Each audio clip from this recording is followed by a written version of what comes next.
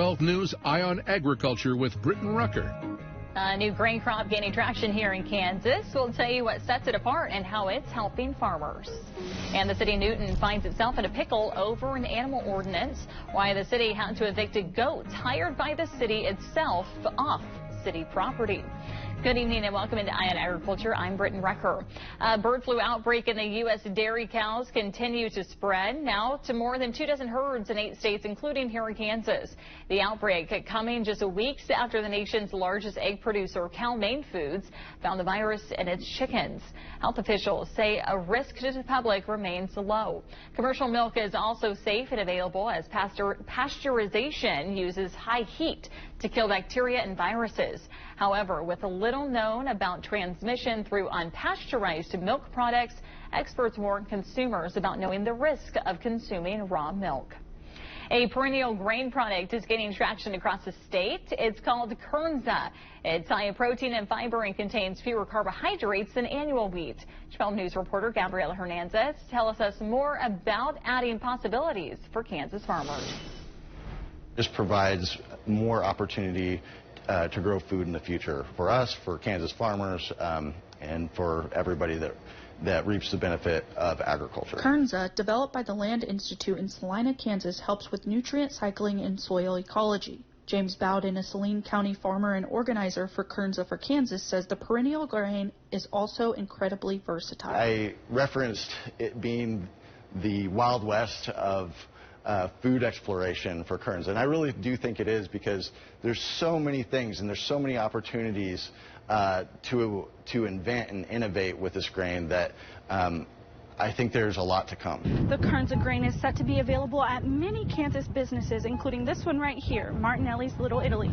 You could experiment just a million different ways, literally. We're cooking it almost like a rice, and then we're tossing it with an aglio butter, sun-dried tomatoes, and some other things, then put a little sweet bourbon salmon right on top. Martinelli's owner says he's excited for the opportunity to support local farmers and researchers. So Kernza grain, locally produced, we want to make sure that we're supporting that. And then, people see that, local people, they come in, they want to try it out. Bowden says they hope to build confidence with Kansas farmers. We're not only creating this one-time vision for Kernza, but a vision that maintains some longevity. That way farmers can have stable markets and feel confident in getting Kernza into their crop rotation. In Salina, Gabriela Hernandez, 12 News. The Land Institute and Sustained Grain will be hosting Kernza for Kansas, an event featuring the grain and food and beverages at restaurants, breweries, and shops. You can find more information on the links we mentioned tab on our 12 News app. Last week, FFA students in Inman put on their annual Barnyard Days. Inman FFA hosts this event every year to teach kids from pre-K to 6th grade all about agriculture from every angle, such as livestock, dairy production, farm equipment, and how there are limitless opportunities in agriculture. Several local companies came to help out with this event. Overall, there was 22 stations and 4 schools visited the FFA event throughout the day.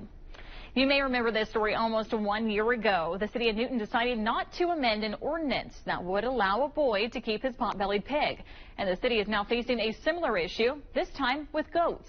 Right now, there's a project using animals to clean up brush on city-owned land. But as Roman Camp explains, this comes after an announcement from Newton that goats are to be evicted because they violate city code. If you drive between 9th and 12th Street in southeast Newton, you might hear it. Come on, goats! The dinner bell for a group of farm animals. We take goats to people's property, and they graze off brush and unwanted plants. Restoration grazing owners Rex Rutledge and Susan Elder were contracted by the city of Newton to clean up about 24 acres of brush.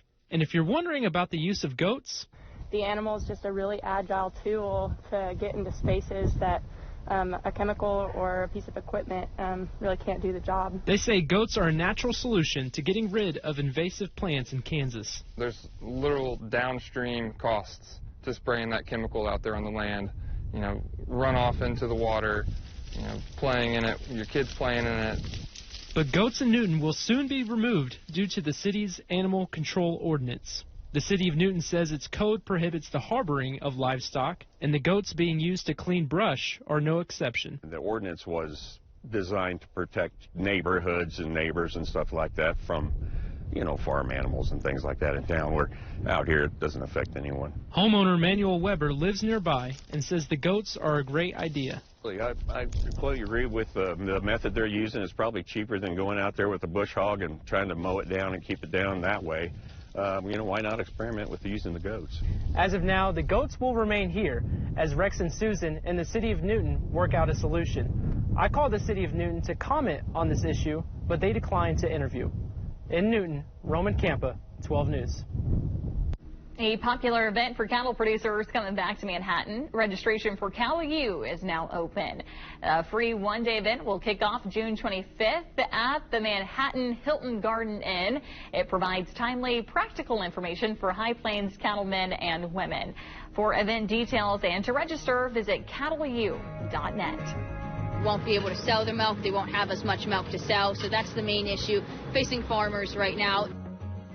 The USDA putting restrictions on transporting dairy cows due to avian flu, where the ban is in place and could it affect you? Just ahead on Eye on Agriculture.